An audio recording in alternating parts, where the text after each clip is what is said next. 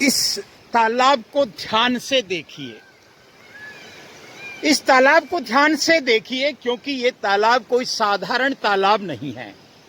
ये पहाड़ी की चोटी पर, या यूं कहें कि पहाड़ियों के ऊपर बनाया हुआ सदियों सदियों पुराना ये श्री मातर माता जी का तालाब है, जो कुछ अपेक्षा रखता है सरकारों से, कुछ अपेक्षा रखता है सरकार, समाज और समाज के अनेक अनेक संगठनों से। 4 साल पहले इस तालाब का एक छोटा सा वीडियो बनाया था देवनगरी के देवदर्शन सिरोही टेम्पल्स ने। मैं राजेंद्र नरूका आज फिर इस तालाब पे पहुंचा हूं और इस तालाब को लाइव दिखाने की कोशिश कर रहा हूं। ये इसकी दीवार है साहब, ये वैसे ये 2 तालाब हैं और आप देख सकते हैं इसकी जो लोकेशन है, शायद आज के युग में ऐसे तालाब बनाना बहुत बहुत कठिन है। लेकिन सदियों पहले सिरोही की चिंता करते हुए, सिरोही के भविष्य की चिंता करते हुए सिरोही के शासकों ने एक ये तालाब बनाया, और एक नहीं 2 तालाब बनाए। इसके आगे भी एक तालाब है और बहुत खूबसूरती से बनाया, जिसकी दीवारें सदियों बाद भी आज मजबूत हालत में हैं। लेकिन समय के साथ ये तालाब मिट्टी से भरता गया और हम मतलब हम समाज, हम सरकार, हम समाज के सामाजिक, राजनीतिक, धार्मिक संगठन सोते रहे, देखते रहे, आंख मूंद कर बैठे रहे और इस तालाब में मिट्टी भरती चली गई।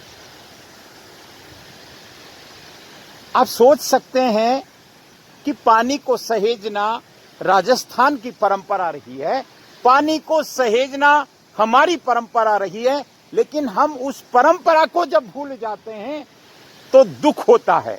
4 साल पहले एक अपील की थी, कोई बहुत मुश्किल काम नहीं, कुछ मशीनरी आ जाती, कुछ पीछे से आ जाते, ट्रैक्टर आ जाते, जेसीबी आ जाती या लेबर लग जाती और इसको गहरा कर देते साहब, और इस दीवार को 5 फुट 10 फुट ऊंचा कर देते। सिरोही का ये सबसे खूबसूरत तालाब बन सकता था, बन जाता, लेकिन किसको पड़ी है साहब। मैं आज इस वीडियो के माध्यम से राजेंद्र नरूका, मैं सिरोही के जनप्रतिनिधियों को, सिरोही के प्रशासन को और यहाँ तक कि मुख्यमंत्री जी तक को, हमारे प्रधानमंत्री जी तक अगर ये आवाज पहुंचती है तो उनको ये कहना चाहता हूं कि ऐसी धरोहरों को हम सहेज लें। मैं सहेजने की बात इसलिए कर रहा हूं कि ये अमृत इंद्रदेव ने तो बरसा दिया, और ये जो आप देख सकते हैं पानी किस तरह से इकट्ठा होता है, बहुत दूर का पानी यहाँ आता है और ये पानी खाली कैसे हो जाता है ये भी आप देख लीजिए। ये एक खाली होने का एक बहुत सरल सा तरीका कुदरत ने बना रखा है, क्योंकि हम आंख मूंद कर बैठे हैं साहब, हम आंख मूंद कर बैठे हैं। हम बड़ी आश्चर्य होता है कि जब हम विकास का ढिंडोरा पीटते हैं और जल संरक्षण के लिए पिछड़ जाते हैं। आप सोच सकते हैं कि पानी के बिना कुछ भी सब, ये देख लीजिए आप, और सर फोड़ लीजिए इस पानी को, इस बहते हुए पानी को देखकर सर फोड़ लीजिए साहब, क्योंकि सर पीटने के अलावा अभी हमारे पास कुछ नहीं। अगर हम कुछ करेंगे भी तो 1 साल बाद होगा या 6 महीने बाद होगा, तब तक हम केवल सर पीट सकते हैं। 4 साल पहले ये अपील की थी कि सरकार से कुछ बजट सैंक्शन हो, सरकार से, सामाजिक संगठनों से। यहाँ एक मातर माता जी ट्रस्ट काम करता है, बहुत खूबसूरती से काम कर रहा है। ऐसे किसी ट्रस्ट को गोद दे दे साहब, क्या फर्क पड़ता है। इसमें कुछ मशीनरी लगा दी जाए, इसको गहरा कर दिया जाए, आगे एक तालाब है उसको गहरा कर दिया जाए, और इस दीवार को बिल्कुल एकदम हम देखते हैं साहब, सरकार कोई कमजोर नहीं होती, सरकार के पास सारे साधन होते हैं, लेकिन सरकार को कार्य करने की इच्छा शक्ति चाहिए। आप ये देख सकते हैं दोनों तरफ से अंग्रेजी बबूलों ने घेर रखा है, लावारिस की तरह पड़ा है ये तालाब, लावारिस की तरह, कोई धनी धोरी नहीं, बस हमारे शासकों ने बना दिया, पड़ा है। अभी थोड़े दिन बाद ये कहीं से यहाँ से लीक होगा, वहाँ से लीक होगा, और ये पानी अपना रास्ता बनाता जा रहा है। ईश्वर मेहरबान है, हम पानी पानी चिल्लाते हैं। ये देखिए इस बार और अतिवृष्टि कहो या अवृष्टि कहो, इस बार हुई है साहब। हम इस पानी को सहेज कर रखें।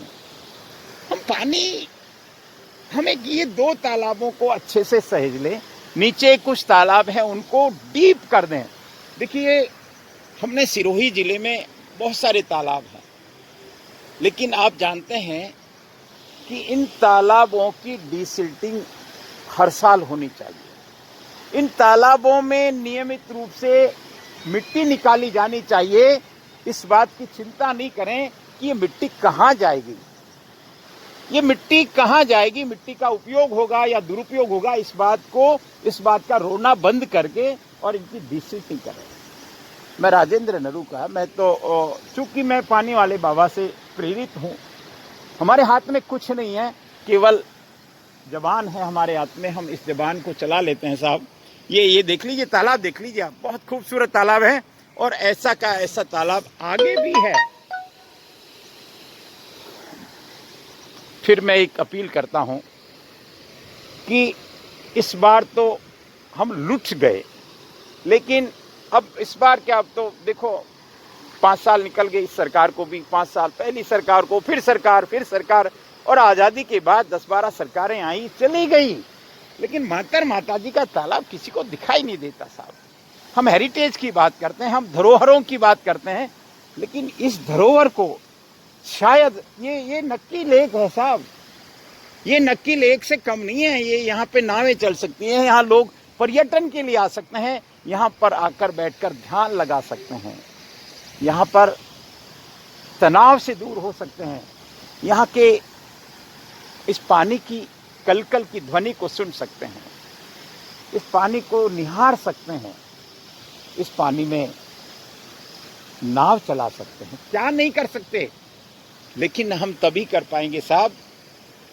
अभी विधानसभा अगर चल रही है तो मैं समझता हूं हमारे विधायक महोदय को ये मुद्दा स्पीड से उठाना चाहिए, और कोई बड़ी बात नहीं है। हम करोड़ों रुपये बहुत सारी योजनाओं में खर्च करते हैं, इसमें 2-4 करोड़ खर्च करके इसको गहरा कर दें और इस दीवार को 10-5 फीट ऊपर कर दें।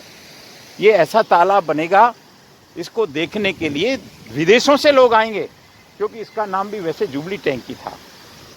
मैं बात को विराम देता हूं साहब, लेकिन विराम देने की इच्छा नहीं हो रही, क्योंकि मैं पूरे रास्ते देखता हुआ आया था, झरने आदि, लेकिन ये झरने जब यहाँ तालाब रहेगा पहाड़ी के ऊपर तो झरने 12 महीने बहेंगे, ऐसा हमारे कुछ पुराने लोग कहते हैं।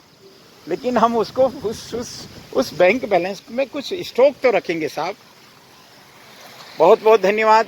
हमारे जो समर्थ हैं, संपन्न हैं, और सरकार है और जनप्रतिनिधि हैं, वो इस विषय पर जरूर गौर करेंगे। नमस्कार।